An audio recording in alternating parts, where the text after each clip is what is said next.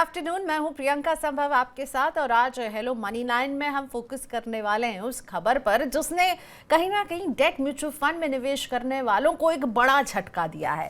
Finance bill 2023 में एक last minute amendment सामने आया है। ना बजट में इसकी कोई बात हुई, ना सरकार ने कभी इसका कोई इंडिकेशन दिया, लेकिन अब इसे लागू कर दिया जा रहा है। तो क्या लागू किया जा रहा है? लॉन्ग टर्म कैपिटल गेन का जो फायदा मिलता था, एक तरह से उसमें टैक्स कम लगता था, इंडेक्सेशन का फ़ायदा मिलता था जिसमें आप जितने में आपने ख़रीदा है और जब आप उसे रिडीम करते थे तो इन्फ्लेशन से वो एडजस्ट होता था। ये सारे फ़ायदे अब डेट म्यूचुअल फंड से हट गए हैं। अभी तक ये था कि आप 3 साल तक उसे होल्ड करने के बाद जब रिडीम करते थे तो आपको LTCG में एक रियायत मिल जाती थी, लेकिन अब क्या होगा?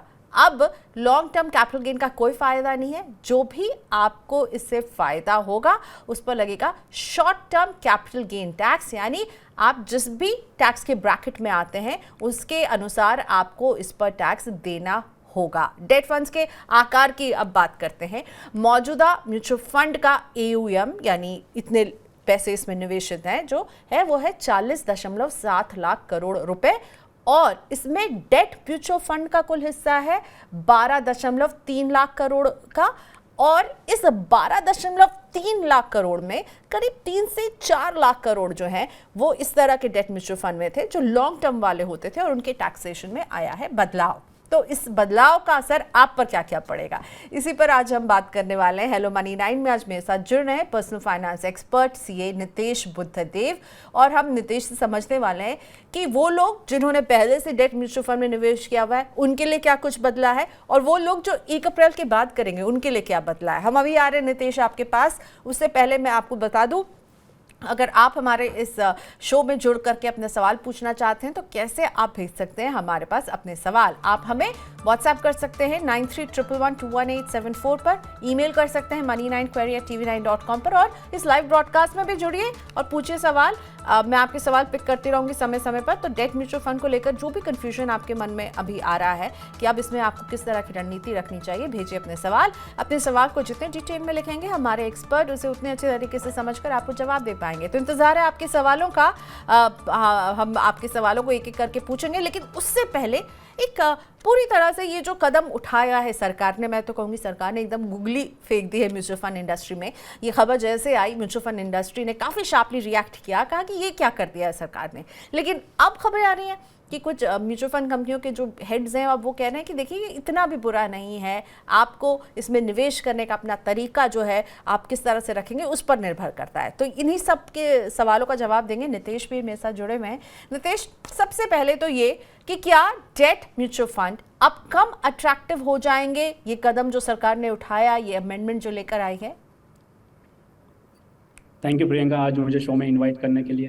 प्रियंका, बेंजामिन फ्रैंकलिन ने ऐसा कहा है, 2 ही चीज़ें सर्टेन है, डेथ एंड टैक्सेस। हम बहुत बेसब्री से इंतज़ार करते हैं कि बजट में क्या आएगा।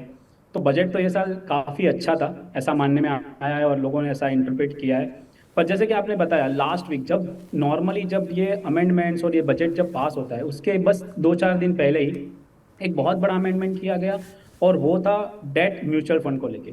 मैं पहले बता देता हूँ दर्शकों को कि एग्जिस्टिंग अभी रूल क्या है और क्या बदला है, तो बराबर से वो समझ पाएंगे कि इसमें अभी तक कैसे टैक्सेशन लगता था और अब कैसे लगेगा। तो अब तक का प्रियंका ये रूल है कि अगर आप ऐसे कोई म्यूचुअल फंड में डालते हो जिसमें आपका इक्विटी, डोमेस्टिक इक्विटी में इन्वेस्टमेंट 65% से कम होता है तो उसमें लगता है डेट म्यूचुअल फंड का टैक्सेशन। मतलब कि अगर आप उसको 3 साल तक होल्ड करते हो और 3 साल के अंदर अंदर उसको बेच देते हो तो उसको शॉर्ट टर्म कैपिटल गेन माना जाता है। उसके ऊपर आप अपनी जो स्लैब रेट है उस हिसाब से आप टैक्स भरते हो। पर अगर ये 3 साल के ऊपर होल्ड करते हो तो आपको एक बेनिफिट मिलता है इंडेक्सेशन का और आपको सिर्फ 20% टैक्स भरना है, नहीं कि आपके स्लैब के हिसाब से, या ना तो 30%। तो ये एक बहुत बड़ा फायदा था अदर देन इक्विटी फंड्स के लिए। बट गवर्नमेंट ने अमेंडमेंट किया है फाइनेंस बिल में और उन्होंने बोला है कि अभी जो टैक्स लगेगा उससे स्ट्रक्चर कैसा दिखेगा। तो अभी तक सिर्फ 2 टैक्सेशन रूल्स थे, इक्विटी एंड नॉन इक्विटी। अब एक नया कैटेगरी सामने निकल के आया है जिसको आप बोल सकते हो स्पेसिफाइड म्यूचुअल फंड। तो स्पेसिफाइड म्यूचुअल फंड कौन से होंगे जिसमें 35% से कम या 35% से कम डोमेस्टिक इक्विटी में निवेश किया जाएगा। जो भी म्यूचुअल फंड 35% या तो उससे कम अपने जो टोटल एयूएम है उसका इक्विटी में नहीं रखते हैं, तो उसको माना जाएगा always short term capital gain. मतलब आप 3 साल के लिए होल्ड करो, 5 साल के लिए या 10 साल के लिए, और ये हमेशा आपका शॉर्ट टर्म कैपिटल गेन ही माना जाएगा, और उसके ऊपर आपको भरना पड़ेगा as per the slab rate. दूसरा जो हमको पता ही है, इक्विटी म्यूचुअल फंड है, उसको मतलब माना जाता है कि अगर आपका 65% से ज्यादा टोटल एयूएम का जिस आप फंड में डाल रहे हो वो 65% से ज्यादा इक्विटी और इक्विटी रिलेटेड इंस्ट्रूमेंट में इन्वेस्ट करते हैं, तो वो इक्विटी फंड्स माना जाता है। उसमें आपको 1 लाख का एक एग्जेम्पशन मिलता है लॉन्ग टर्म में, और आपको 10% टैक्स भरना पड़ता है, और अगर 1 साल से कम रख रहे हो तो 15% देते हो।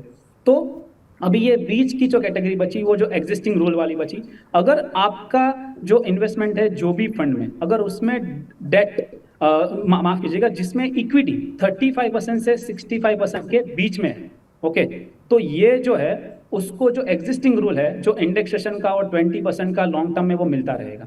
तो जितने भी फंड जो 35% से लेस होल्ड करते हैं वो सब ये दायरे में आ जाते हैं प्रियंका, और ये सब में आपसे अभी से मतलब 1 अप्रैल से आपको कोई भी प्रकार का long term capital gain, indexation और 20% फेवरेबल रेट जो मिल रहा है वो नहीं मिलेगा।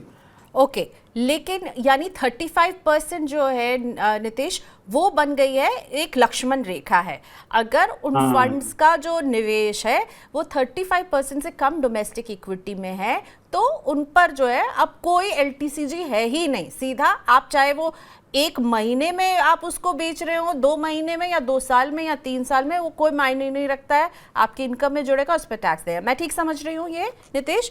अब इस कदम से केवल हम लोग सब बात कर रहे हैं डेट म्यूचुअल फंड, लेकिन इसके लपेटे में केवल डेट म्यूचुअल फंड ही नहीं आ रहे हैं, इसमें गोल्ड फंड्स भी आ जा रहे हैं, इंटरनेशनल फंड्स भी आ जा रहे हैं, राइट? इन पर क्यों इम्पैक्ट पड़ रहा है?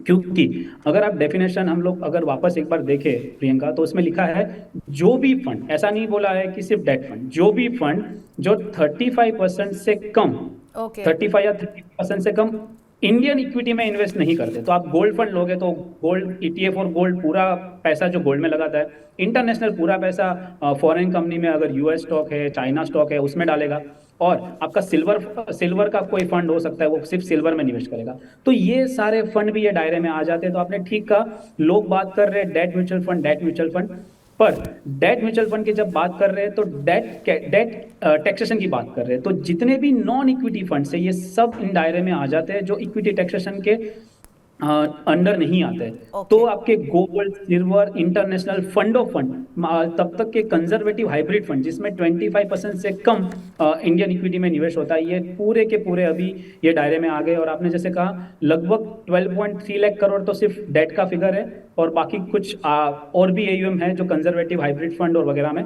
देख सकते हैं। ओके, अब ये मुझे बताइए कि ये क्यों उठाया गया, ये कदम सरकार ने क्यों उठाया? क्योंकि बजट में कोई भी इसकी बात नहीं हुई, सबको लग रहा था बस मार्केट लिंक डिबेंचर में इस तरह का कदम उठाया जा रहा है, लेकिन ये डेट म्यूचुअल फंड क्यों आ गया रडार में? क्या ये बैंक में घटते हुए डिपॉजिट्स की वजह से है, या इंश्योरेंस कंपनियों की वजह से भी ऐसी रिपोर्ट्स निकल कर आ रही हैं कि उनको लग रहा था कि ये प्रोडक्ट उनके पार में, पर इसको एडेड एडवांटेज मिल रहा है?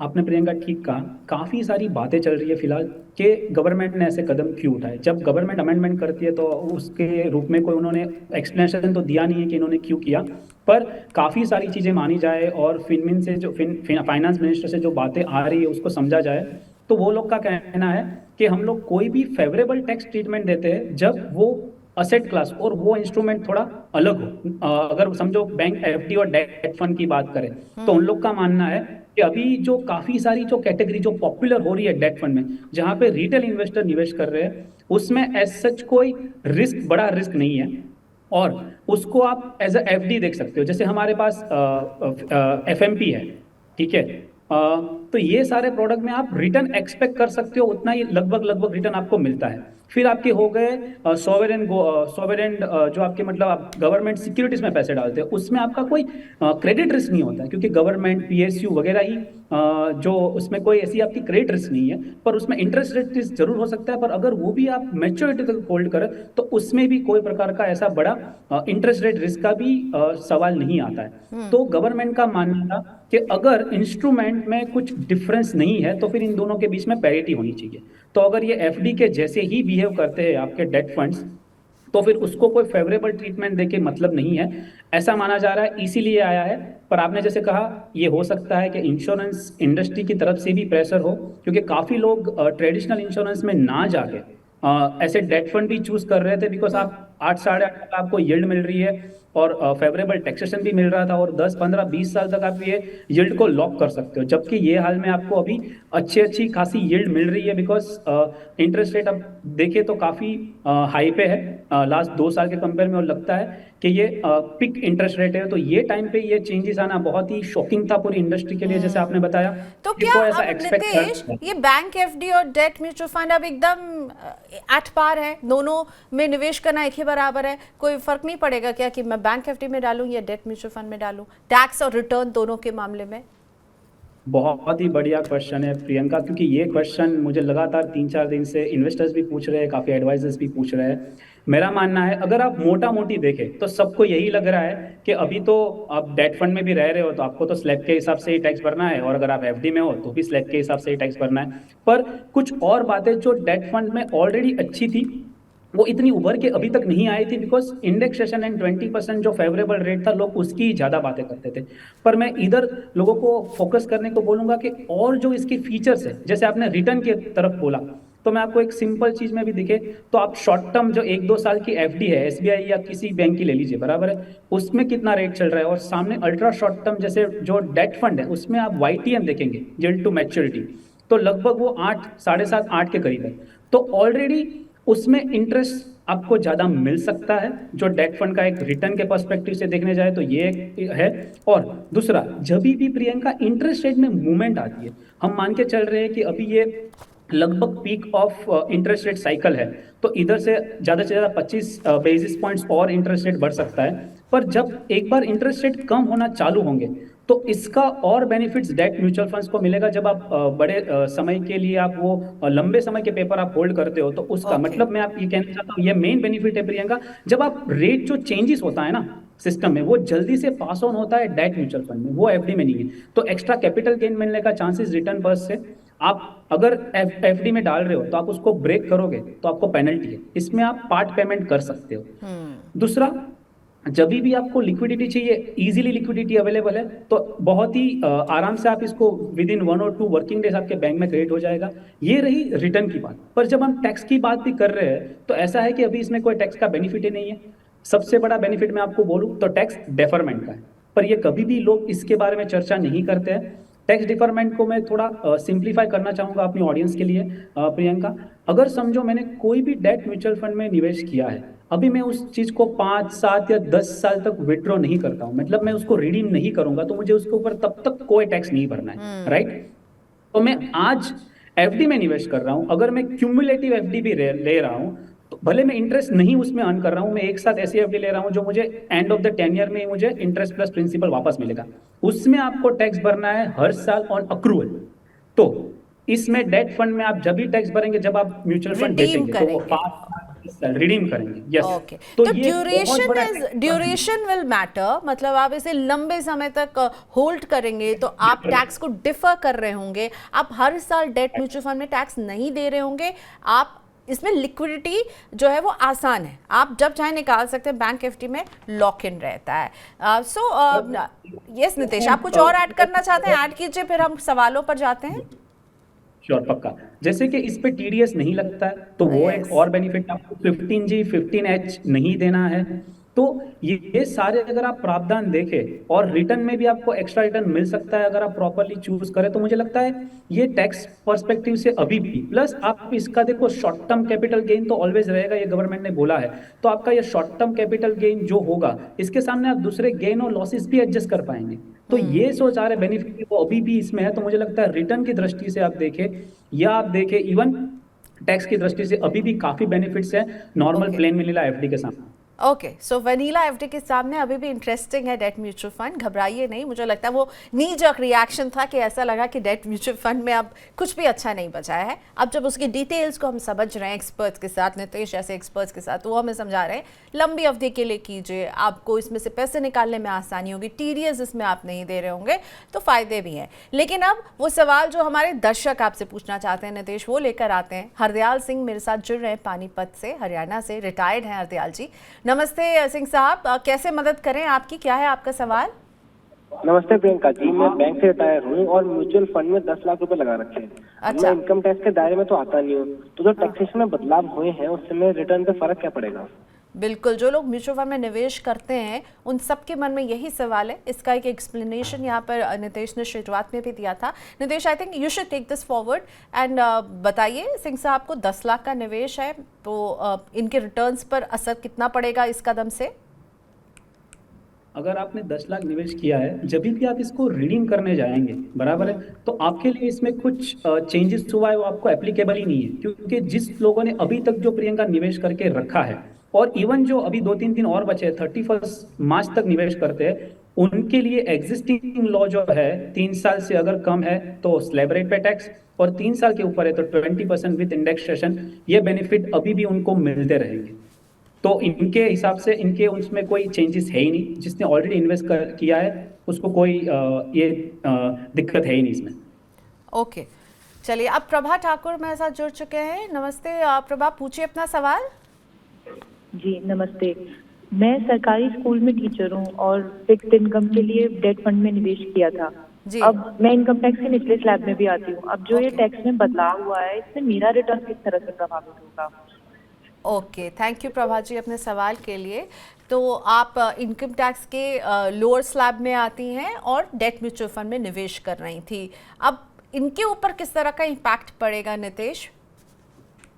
सो प्रभा जी, आप अगर कंटिन्यू निवेश करना चाहते हो तो आप कर सकते हो। अभी तक का जो आपने निवेश किया है उसके ऊपर तो एग्जिस्टिंग लो है वही लगेगा, पर Okay. आपका जो 1 अप्रैल से जो नया निवेश जाएगा, अगर आप एसआईपी के माध्यम से डेट फंड में निवेश कर रहे हो या नेक्स्ट लमसम आप डालने वाले हो 1 अप्रैल के बाद कोई भी, तो उसमें आपको जो शॉर्ट टर्म कैपिटल गेन होगा वो हर बार शॉर्ट टर्म ही माना जाएगा। मतलब अभी बहुत सिंपल कर दिया है, तो आपके लिए एक्चुअली ये फायदेमंद हो सकता है, क्योंकि आप अगर लोअर रेट में आते हो, मतलब मैं मान के चल रहा हूँ 5% जितना टैक्स भर रहे हो, तो आपको बल्कि ये फायदा हो गया, क्योंकि अगर आप 3 साल के ऊपर रखते पहले तो आप 20% विद इंडेक्सेशन भरते, राइट? तो भी लगभग इंडेक्सेशन का फायदा पकड़ के भी आप लगभग 10-12%, 12 से 15% भी आप टैक्स भरते।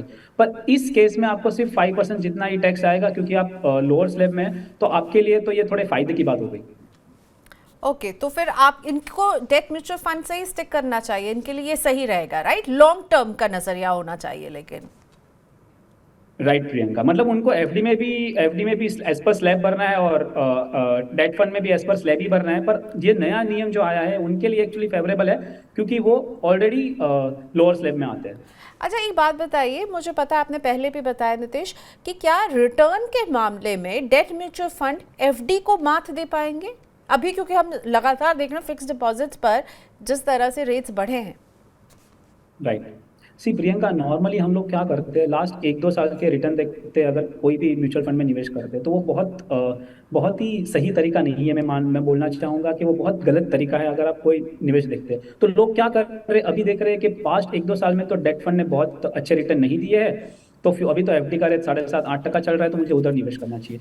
बट आपको ये मान के चलना है कि अभी आपका YTM, यील्ड टू मैच्योरिटी, आपको क्या दिख रहा है। अगर आपका YTM अभी आपको 7.5-8% म्यूचुअल फंड में दिख रहा है तो आपको उतना रिटर्न तो मिलेगा ही, पर आप लंबी अवधि वाला कोई म्यूचुअल फंड चूज करते हो, जैसे कॉर्पोरेट बॉन्ड है, मीडियम ड्यूरेशन फंड है, गवर्नमेंट लॉन्ग टर्म वाले जो जितने भी फंड है, उसमें क्या होगा प्रियंका, क्योंकि अब हम रेट साइकिल के एकदम टॉप पे है, ठीक है, तो जैसे ही 6-8 महीने के बाद जैसे ही इंटरेस्ट रेट कम होना चालू होंगे, तो आपको इसमें कैपिटल गेन का बहुत बड़ा फायदा हो सकता है, क्योंकि जैसे जैसे ही इंटरेस्ट रेट कट होंगे, आपकी जो बॉन्ड आपने होल्ड किया है उसकी प्राइस जो है वो बढ़ती जाएगी।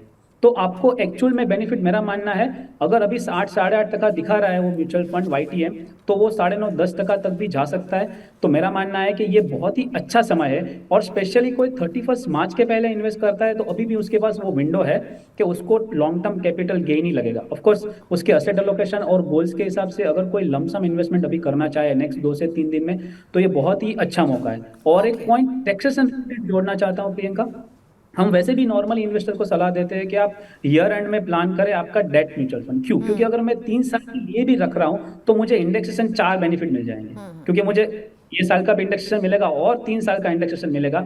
मतलब मैं सिर्फ 3 साल और 4-5 दिन ज्यादा रख रहा हूँ, मुझे 4 इंडेक्सेशन का बेनिफिट मिल रहा है और आपका टैक्स काफी कम हो जाता है। तो एक्चुअली ये बहुत आइडियल सिचुएशन है, considering the 4 indexation, considering the last date of this 31 March, because उसके बाद लॉ चेंज हो रहा है, और तीसरा क्योंकि आपका अभी इंटरेस्ट रेट पिक पे है। राइट, तो अभी राइट टाइम है, कुछ ही दिन बाकी हैं 31 मार्च तक पहुंचते हुए। रोहन नारकर का सवाल है और बहुत ही मुझे लग रहा है इंपॉर्टेंट सवाल है जो मैं रखना चाहूँगी आपके सामने। लाइव जुड़े हुए हैं रोहन। रोहन बोल रहे हैं कि क्यों ना फिजिकल गोल्ड में ही निवेश किया जाए, क्योंकि अब सरकार ने जो भी है ये सारे डिजिटल गोल्ड और म्यूचुअल फंड्स इन सब पर अब ये टैक्स बेनिफिट जो हटा दिया है, तो क्या फिजिकल गोल्ड बेटर हो गया है अगर गोल्ड में कोई निवेश करना चाहता है तो? रोहन नारकर का सवाल है। Thank you Rohan, thanks for asking this. Priyanka, ये बहुत ही अच्छा क्वेश्चन है। क्यों? क्योंकि लोग, जैसे आप भी बात कर रहे थे कि लोग सिर्फ बोल रहे हैं debt mutual fund, debt mutual fund, क्योंकि इस डेट म्यूचुअल फंड के चक्कर में इंटरनेशनल इक्विटी में जो निवेश हो रहा है, गोल्ड में हो रहा है, ये सभी इम्पैक्ट हुए, राइट?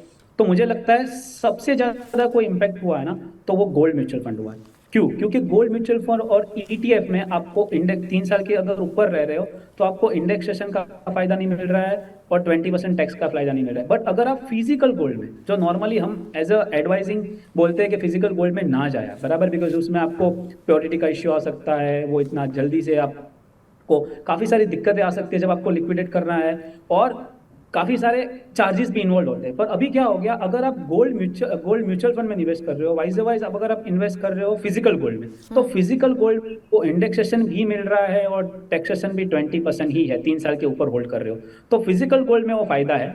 पर अभी आपके म्यूचुअल फंड में, gold mutual fund, gold ETF में फायदा नहीं है। तो रोहन, आपका एकदम बहुत ही उचित सवाल है कि क्यों अभी फिजिकल गोल्ड में निवेश करना ही बेहतर रहेगा। बट और एक चीज जोड़ना चाहूंगा, अगर आप देखें तो सॉवरेन गोल्ड बॉन्ड फंड है, वो अभी भी सबसे बेटर माना जाएगा, क्योंकि आपको उसमें एडिशनल इंटरेस्ट भी मिलता है, प्लस मैच्योरिटी पे आप उसके ऊपर कोई टैक्स नहीं भरेंगे। बट डेफिनेटली रोहन, सबसे ज्यादा इम्पैक्ट मुझे लग रहा है गोल्ड म्यूचुअल फंड को हुआ है। मुझे लगता है काइंड ऑफ, प्रियंका, ये industry mutual fund, gold mutual fund की इंडस्ट्री शायद अभी खत्म हो जाएगी। एब्सोल्युटली, सरकार चाहती है कि लोग फिजिकल गोल्ड कम खरीदें, पर ये मूव कहीं ना कहीं लोगों को फिर फिजिकल गोल्ड की तरफ जो है खींच रहा है, क्योंकि वहाँ फ़ायदा अब आपको ज़्यादा मिल रहा है और इसमें जो फ़ायदा मिल रहा था वो ले लिया गया है। लेकिन हाँ, इन सब के बीच में अगर आपको गोल्ड में निवेश करना ही है तो जैसा कि अभी नितेश ने कहा, सॉवरेन गोल्ड बॉन्ड एक ऑप्शन ज़रूर हो सकता है रोहन। अब वो डिपेंड करेगा आप क्यों गोल्ड खरीदना चाह रहे हैं, किस गोल के लिए खरीदना चाह रहे हैं, उस हिसाब से डिसाइड कीजिए। लेकिन यू आर राइट कि फिजिकल गोल्ड अभी ज़्यादा अट्रैक्टिव लग रहा है। एक और लाइव सवाल नीरव राडिया का लेते हैं, और नीरव बिल्कुल जो है फॉरवर्ड लुकिंग सवाल ये पूछ रहे हैं कि डेट फंड में अब इन्फ्लोज कम होंगे, क्या इससे लिक्विडिटी जो है वो डेट फंड की, वो बैलेंस जो है वो बिगड़ सकता है क्या आने वाले समय में? नीरव, ये बहुत ही मुझे लगता है काफ़ी डेप्थ वाला क्वेश्चन है और थोड़ा टेक्निकल है, पर मैं उसको जरूर से आंसर करना चाहूँगा। प्रियंका, देखो, अभी तक जैसे आपने शुरू में ही बताया, लगभग 12.3 लाख करोड़ की टोटल डेट इंडस्ट्री है। उसमें से जो 8 लाख करोड़ के जो फंड है वो है शॉर्ट टर्म वाले, जहाँ पे ज़्यादातर कॉर्पोरेट मनी इन्वेस्ट होती है, जो हो गए आपके liquid fund, ultra short term fund, low duration और ओवरनाइट फंड्स। तो यहाँ पे तो इतना इम्पैक्ट नहीं आएगा, क्योंकि ये नॉर्मली 3 साल के कम की अवधि के लिए ही इसमें इन्वेस्ट करते हैं और ज़्यादातर कॉर्पोरेट इन्वेस्ट करते हैं। और अगर रिटेल मनी भी इसमें आती है तो वो शॉर्ट टर्म पकड़ के आती है, नॉर्मली इसमें से किसी को स्विच करना है या STP करना है, इसलिए ये फंड्स में निवेश होता था, तो उसमें तो कोई इम्पैक्ट आया ही नहीं है। बट डेफिनेटली जहाँ पे कॉर्पोरेट बॉन्ड है और यहाँ पे जहाँ पे AAA के नीचे के पेपर वाले को जो लिक्विडिटी मिलती थी, और ये एक बहुत ही अच्छा म्यूचुअल फंड एक ऑप्शन दे रहा था लिक्विडिटी का, वो काफ़ी हद तक मुझे लगता है इम्पैक्ट होगी। और ये शायद हम लोग को अप्रैल के बाद थोड़े महीनों में ही समझेगा कि इसमें जो यील्ड बहुत ही एक ट्रांसपेरेंट वे में आपको और एक अच्छी यील्ड पास ऑन हो रही थी, और कॉरपोरेट्स को भी फायदा हो रहा था क्योंकि काफ़ी लिक्विडिटी थी, वो बराबर से फंड रेज भी कर पा रहे थे। इनफ डिमांड सप्लाई का जो इक्वेशन था ये पूरा हिलने वाला है, क्योंकि काफ़ी लोग अभी प्रेफर करेंगे कि डायरेक्ट बॉन्ड में इन्वेस्ट करें, क्योंकि उसमें अभी भी आप लॉन्ग टर्म रखते हो लिस्टेड बॉन्ड में, तो आपको 10% का प्रियंका टैक्सेशन है। अगर 1 साल के बाद लॉन्ग टर्म है तो उसमें 10% ही टैक्सेशन लगता है, और जो इंटरेस्ट आता है वो आपके स्लैब के हिसाब से टैक्स लगता है। तो इधर भी एक डिसपैरिटी, अगर गवर्नमेंट का इंटेंशन ये का पैरिटी लाना था तो मुझे लगता है अभी भी वो काफ़ी मिसिंग है। जैसे हम फिजिकल गोल्ड की बात कर रहे थे, अदर लिस्टेड बॉन्ड की बात कर रहे हैं, तो मुझे लगता है अभी काफ़ी सारी चीज़ें मिसिंग है अगर जो पैरिटी की ही बात पे गवर्नमेंट ने ये मूव लिया है। बिल्कुल, मतलब कहीं ना कहीं अभी भी निवेश आप कर सकते हैं, क्या रणनीति रखेंगे हम आगे बात करेंगे, लेकिन इसकी चमक जो है वो फीकी तो ज़रूर पड़ी है इस कदम के बाद। हाँ, आशीष राय जुड़ चुके हैं आजमगढ़ से। नमस्ते आशीष जी, क्या जानना चाहते हैं आप हमारे एक्सपर्ट से? प्रियंका जी, 10 लाख रुपए मुझे ऐसे किसी प्रोडक्ट में निवेश करने हैं जहाँ पे रिस्क ना हो, तो एफडी बेहतर रहेगा इसके लिए या डेट म्यूचुअल फंड, क्या बेहतर रहेगा? जी आशीष, धन्यवाद अपने सवाल के लिए। और आई थिंक ये दुविधा भी सभी की है। मैं भी थोड़ी देर पहले नितेश से यही पूछ रही थी कि क्या एफडी और डेट म्यूचुअल फंड अभी बिल्कुल सही है।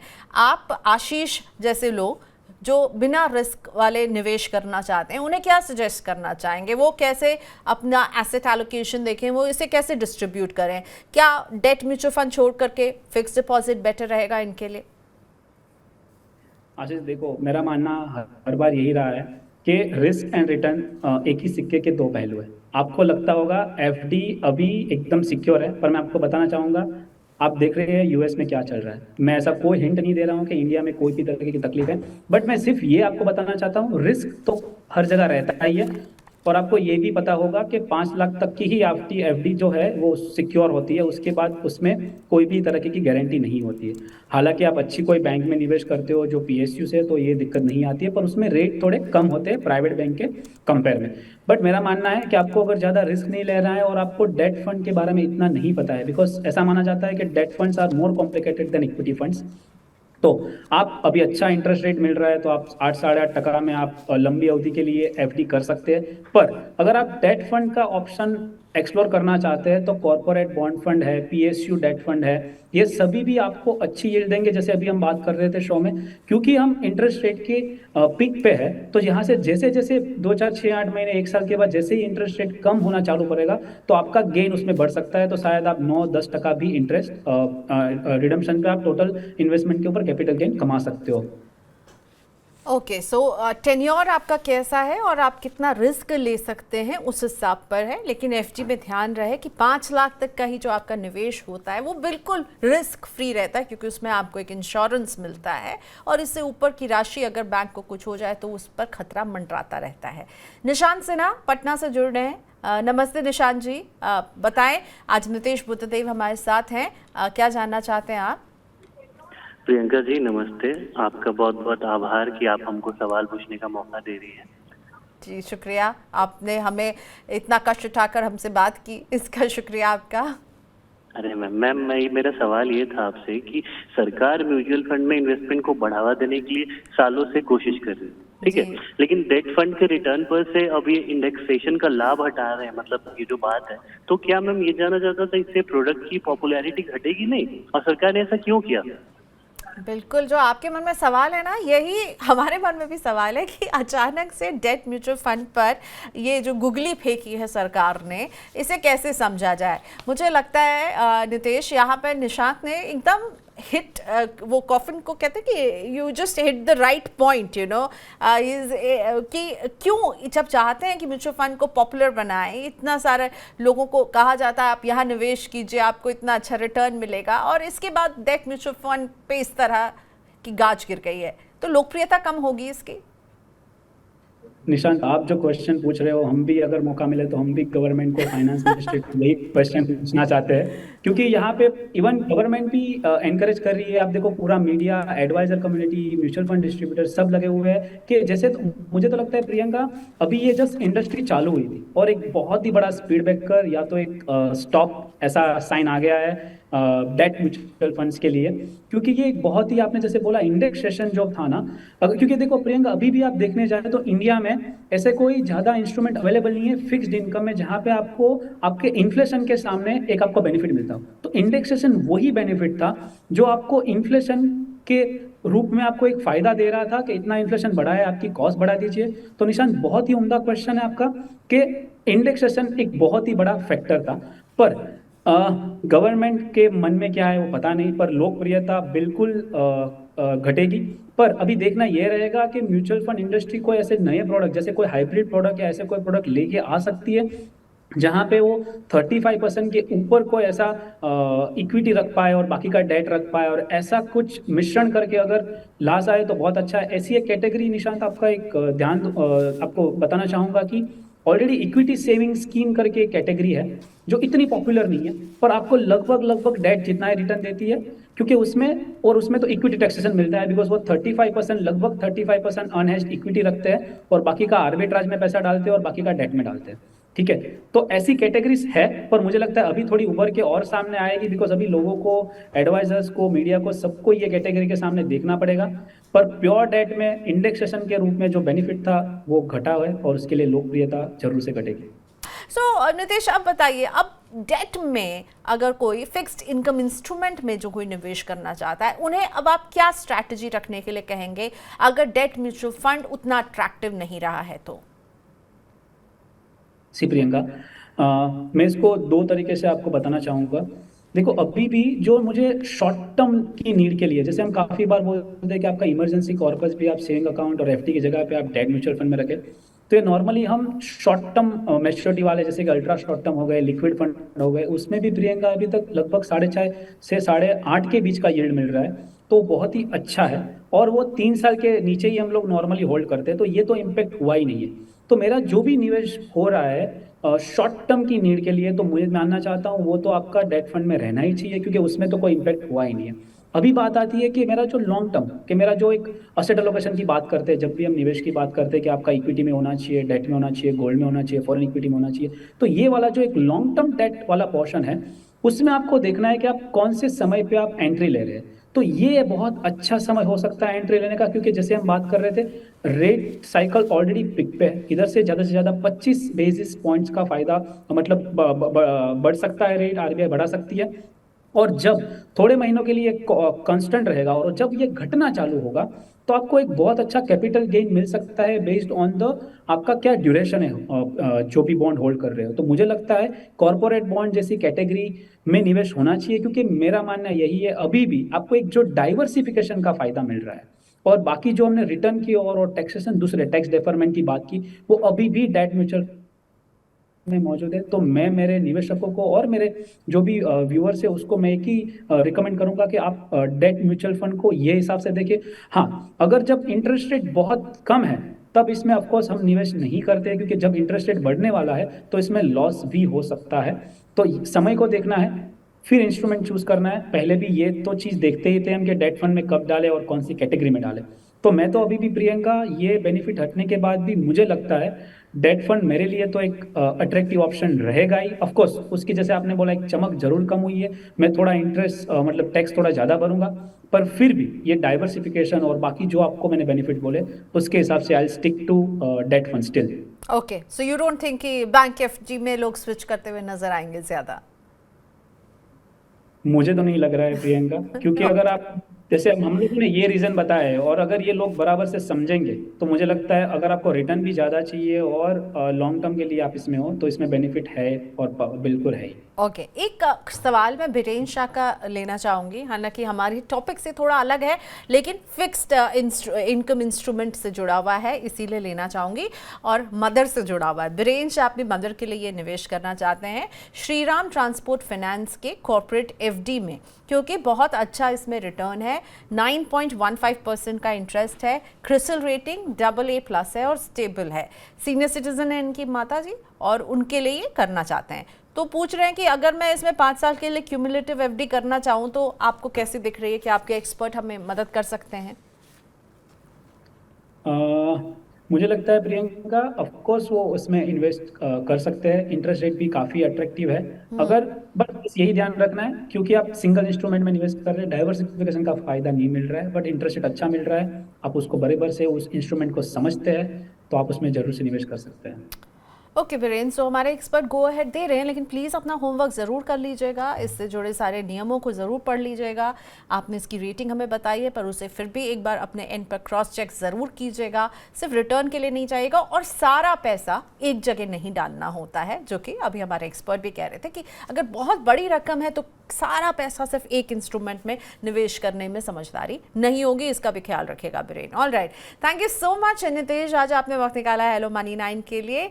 फिर मुलाकात होती है डेट म्यूचुअल फंड में जो भी कुछ बदलाव हुए उसे समझाने के लिए। शुक्रिया आपका।